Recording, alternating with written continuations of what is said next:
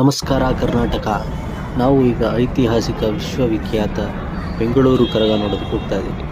ನಮ್ಮ ಜೊತೆ ಇದ್ದಾರೆ. ಈ ಒಂದು ಅದ್ಭುತವಾದ ಕ್ಷಣಕ್ಕೆ ಭಾರತವೇ ಸಾಕ್ಷಿಯಾಗಿದೆ. ಈ ಮಾಸ್ಟರ್ ಪೀಸ್ ಎಲ್ಲೋ ನೋಡ್ದಂಗದಲ್ಲ. ನಾವು ಪ್ಲಾಟ್ಫಾರ್ಮಿಗೆ ಬರೋ ಅಷ್ಟರಲ್ಲಿ ಮೆಟ್ರೋ ಟ್ರೈನ್ ಮೂವ್ ಆಗೋಯ್ತು.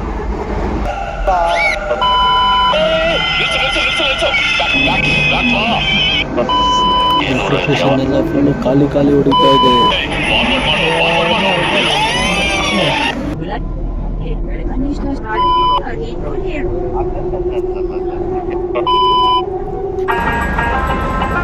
ನಮ್ಮ ಚಿಕ್ಕಪೇಟೆ ಮೆಟ್ರೋ ಸ್ಟೇಷನ್ ಗೋಡೆ ಮೇಲೆ ಬೆಂಗಳೂರು ಕರಗದೆ ಪಿಕ್ಚರ್ಸ್. 11 ಗಂಟೆ ರಾತ್ರಿಯಲ್ಲಿ ಚಿಕ್ಕಪೇಟೆ ನೋಡಿ ಹಿಂಗಿದೆ. ಆಫ್ರಿಕಾದಿಂದ ನಡ್ಕೊಂಡೇ ಬಂದ್ಬಿಟ್ಟಿಯೇನೋ.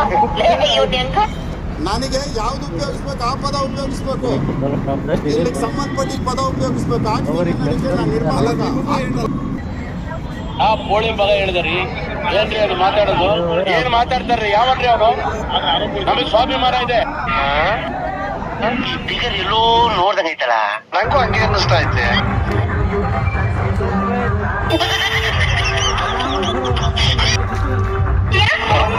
ಟೊಮೊಟೊ, ಮೆಣಸಿನಕಾಯಿ, ಹೀರೆಕಾಯಿ, ಬದನೆಕಾಯಿ ನಮಗೆಲ್ಲ ಗೊತ್ತಾಗೋಯ್ತು.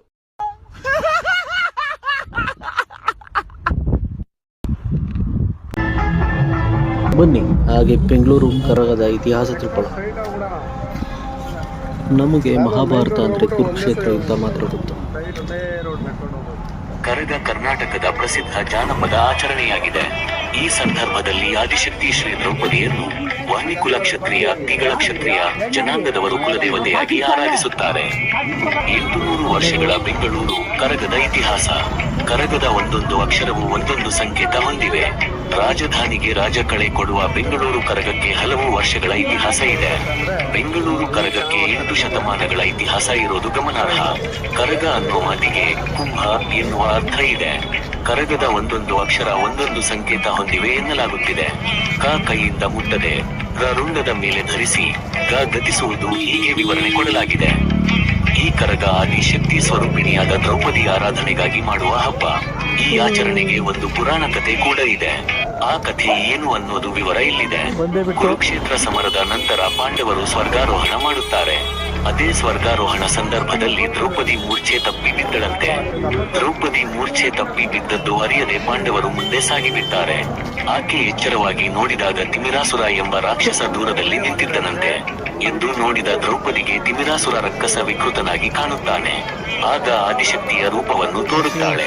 ರಾಕ್ಷಸ ತಿಮರಾಸುರನನ್ನು ಸದೆ ಬಡಿಯಲು ರಕ್ಷಕರನ್ನು ಆಕೆ ಸೃಷ್ಟಿಸುತ್ತಾಳೆ. ತಲೆಯಿಂದ ಯಜಮಾನ, ಹಣೆಯಿಂದ ಗಣಾಚಾರಿ, ಕಿವಿಗಳಿಂದ ಗೌಡರು, ಬಾಯಿಯಿಂದ ಗಂಟೆ ಪೂಜಾರಿ, ಹೆಗಲಿನಿಂದ ವೀರಕುಮಾರರ ಸೃಷ್ಟಿಸುತ್ತಾಳೆ. ಹೀಗೆ ಹುಟ್ಟಿದ ಇವರೆಲ್ಲರೂ ಸೇರಿ ಆ ರಕ್ಕಸನ ಎದುರು ಹೋರಾಡಿ ಗೆಲ್ಲುತ್ತಾರೆ.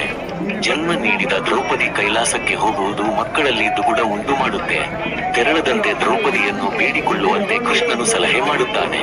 ಕತ್ತಿಯಿಂದ ಎದೆಗೆ ತಿವಿದುಕೊಳ್ಳುತ್ತಾ ಬೇಡಿಕೊಳ್ಳುವ ವೀರಕುಮಾರರು, ನಮಗೆ ನೀನಲ್ಲದೆ ಇನ್ಯಾರು ದಿಕ್ಕು, ಹೋಗದಿರು ಎಂದು ಅಲವತ್ತುಕೊಳ್ಳುತ್ತಾರೆ. ದ್ರೌಪದಿ ಮರುಕವಾಗಿ ಪ್ರತಿ ವರ್ಷವೂ 3 ದಿನ ಭೂಮಿಗೆ ಬರುವುದಾಗಿ ಮಾತು ನೀಡುತ್ತಾಳೆ.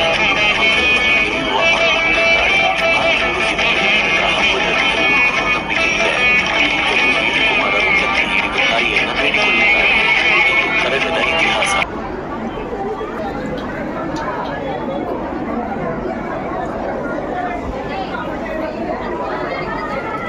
ಕರಗದ ಇತಿಹಾಸ ಕೇಳಿದ್ರಲ್ವಾ, ಬನ್ನಿ ದೇವ್ರ ದರ್ಶನ ಮಾಡೋಣ.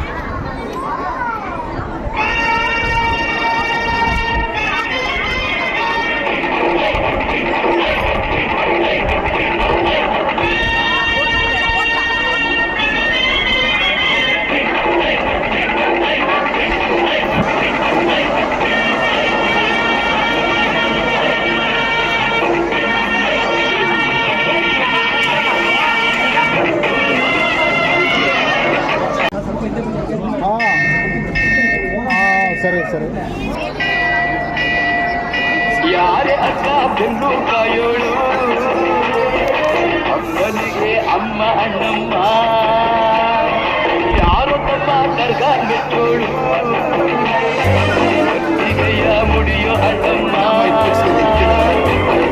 ಬರುತ್ತೀನೆಂದರೆ ಇಲ್ಲಿಗೆ ಬರೋ ಸ್ವಲ್ಪ ಮೌನಿ, ಕೊಡುತ್ತೀನೆಂದರೆ ಹರಕೆ ಕೊಡೋ ಸ್ವಲ್ಪ ಕೋಪಿ, ಆಡಿದ ಮಾತಲ್ಲಿ ಇರೋ ಭಕ್ತರ ಇವಳಿಗೆ ಇಷ್ಟ ಇಷ್ಟ.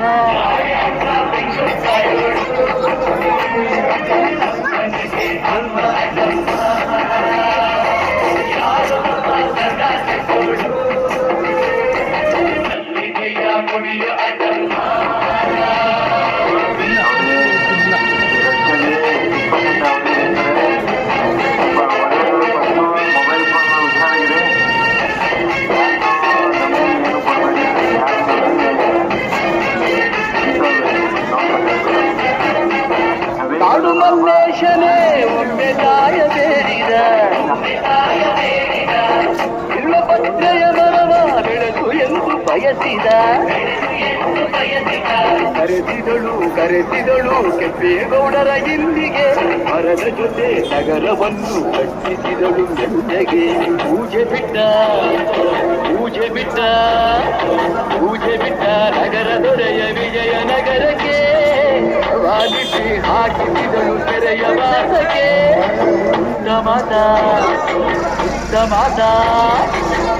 ಮಾತ ಬಿಟ್ಟ ಹರಕೆ ಗಟ್ಟಿ ಮಾಡಿಸಿ, 2 ವರುಷ ಅಳಿಸಿ ನಗಿಸಿ ತಂದು ಮನ್ನಿಸಿ. ಹರಕೆ ಗಟ್ಟಿ ಮಾಡಿಸಿ 2 ವರುಷ ಅಳಿಸಿ ನಗಿಸಿ ತಂದು ಮನ್ನಿಸಿ. ಬರುತ್ತೀನೆಂದರ ಇಲ್ಲಿಗೆ ಬರೋ ತಕ್ಕ ಮೌನಿ, ಕೊಡುತ್ತೀನೆಂದರ ಹರಕೆ ಕೊಡೋ ತಕ್ಕ ಕೋಪಿ, ಆಡಿದ ಮಾತಲ್ಲಿರೋ ಭಕ್ತರ ಇವಳಿಗೆ ಇಷ್ಟ ಇಷ್ಟ. ಅಮ್ಮನಿಗೆ ಅಮ್ಮ ಅಣ್ಣಮ್ಮ, ಯಾರ ಸಮಾಚಾರ ಬಿಟ್ಟೋಳು, ಅಲ್ಲಿಗೆಯ ಮುಡಿಯು ಅಣ್ಣಮ್ಮ.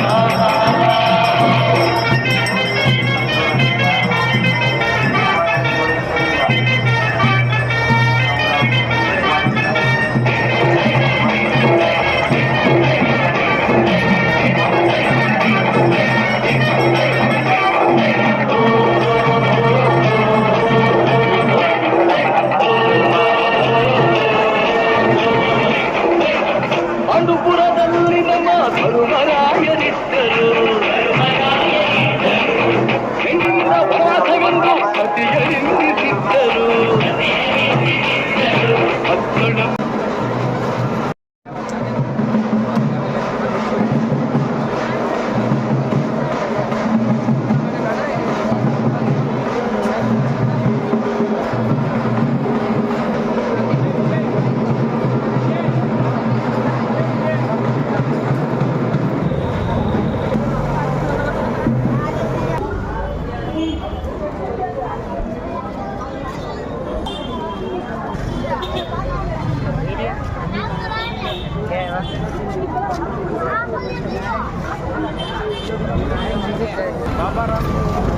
रहा नहीं जाता, तड़प ही ऐसी है ना.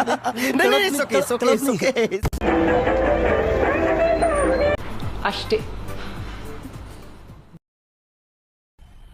मजा आया, और मैं ये जो मजा है हिंदुस्तान के हर व्यक्ति को देना चाहता हूं.